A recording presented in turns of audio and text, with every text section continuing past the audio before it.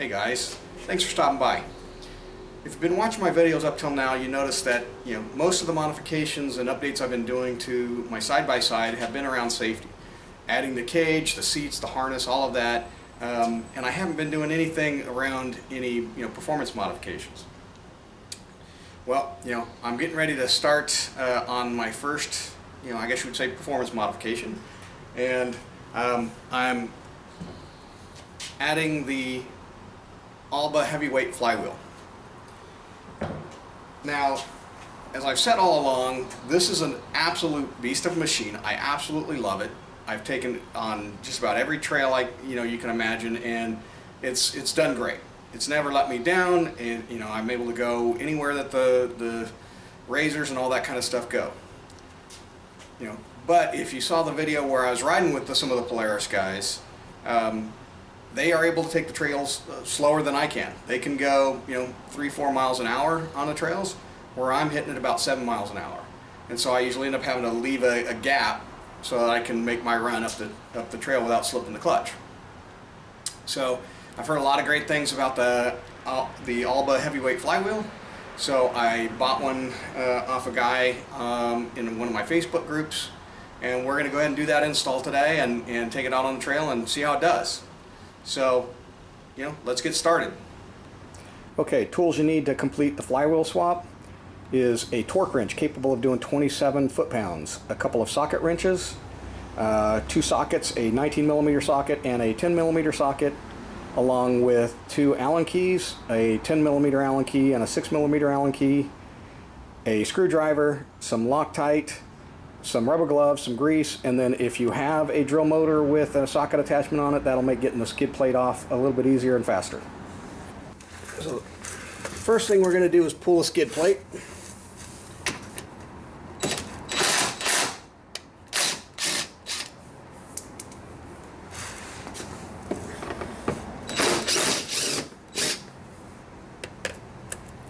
Keeping track of your bolts is going to be really important because you do have different size shanks on these things. So you want to be aware of that.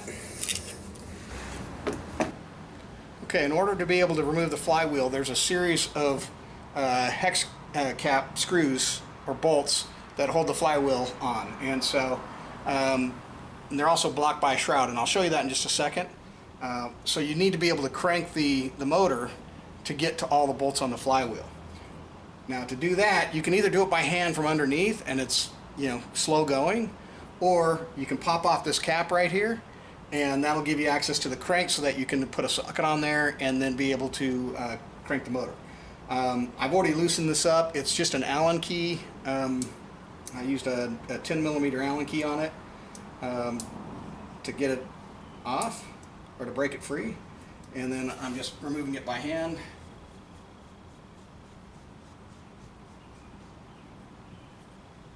So there's the cap. You can see it's got a little Allen key on it. It's just a little plastic thing. It's got a little O-ring on it and stuff to keep the water out.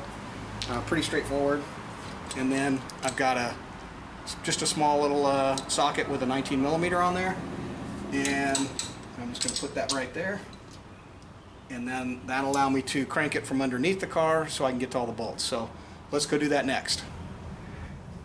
Okay, so there's the flywheel right here, and here's the bolts, and so I need to be able to rotate this. So I could try and do this by hand like this, but it would be pretty hard to do.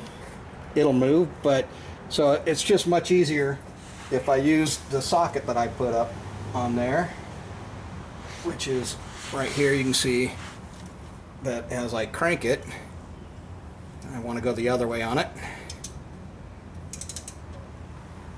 I can actually crank it pretty easy with just the socket. So that'll make it a little bit easier and faster. So that's what we're going to do. Now, to keep this from rotating, I'm just going to drop a screw right in here and use the shroud to keep these things free, or keep it in place so I can break those free. So let me do that right now. Okay, I've got a 6mm Allen key on a socket and a screwdriver. So I'm just going to pop that through right there.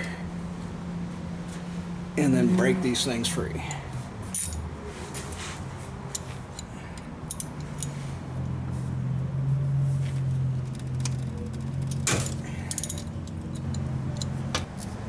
Two, pull this around to there. Grab my screwdriver again and socket. Put that in there.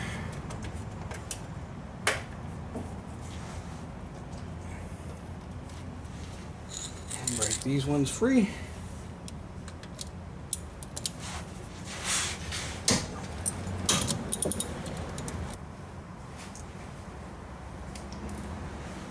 Okay, and that should be all the bolts that are attaching the shaft. So now I should be able to break this free and drop it down. And actually this is just splined in, so I can actually pull that out of the way. And now you can see there's more cap screws. So I'm going to just keep going around and break those free next as well. And that is the last one holding it in.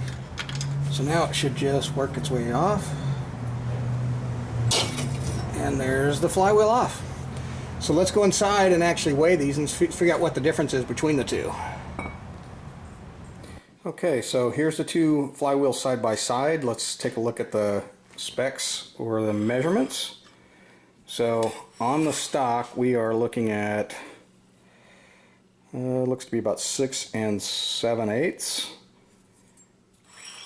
on the diameter, and then on the Alba it looks to be 7 inches, maybe a tad more, 7 1/16. And then on the width we're looking at, well, if you count that flange, it's just over half an inch. And then here we're looking at probably 1 1/8", something like that. So, you know, quite a bit thicker as well. So, almost, twice the thickness probably. On the weight side, let's see what we got here. So I am set up on ounces right now, so we're looking at 87.4 ounces, which is 5.47 pounds, 2.47, 2.48 on the, so there you go, metric anyway. Then on the Alba heavy hitter, we're looking at 153.8 ounces, 9.61 pounds, 6'2", and then 4.36 kilos. So there you go, that's the difference in the weight. Quite a bit, not quite double, almost, but let's go put this on and see how it does on the trails. So putting this in is pretty much the same as taking it out. It does go in a specific way. You'll see right here there is a collar or a little lip that sits on this lip, on this collar right there. So you got to make sure you put it in the right way. Just sits up there like that. And then I've got a little bit of blue Loctite. So I'm just going to put a dab on the threads. Don't need much.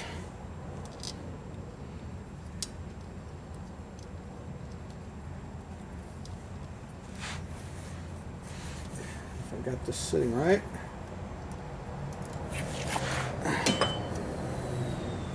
Might need to adjust. Find the holes.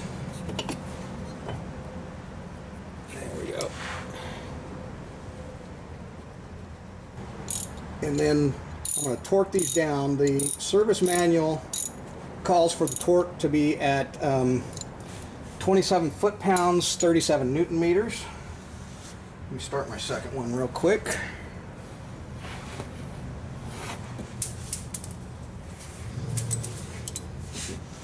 Hold on to it. Again, just a little bit of blue Loctite. Pop that in, snug them up.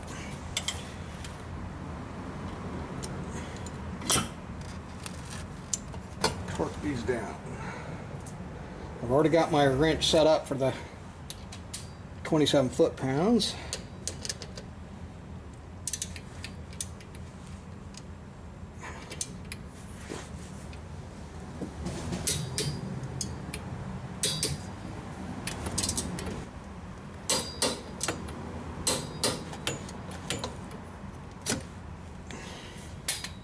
That should be all of them. I'll check it one more time just to make sure. Yep, we're good. So that's that. Now would be a good time to grease the spline on this guy here before you pop them back in. So we're going to do that right now, and then we'll finish putting it together. Okay, I just greased up the spline. I just used a little bit of a bearing grease and putting it back in.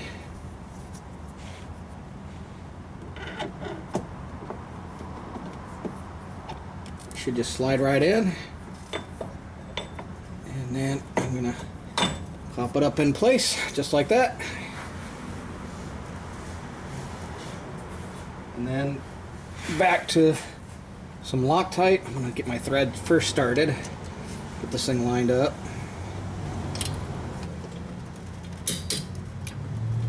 Yep. Okay, so now all we gotta do is put that cap back on, the crank and the skid plates, and then we're done.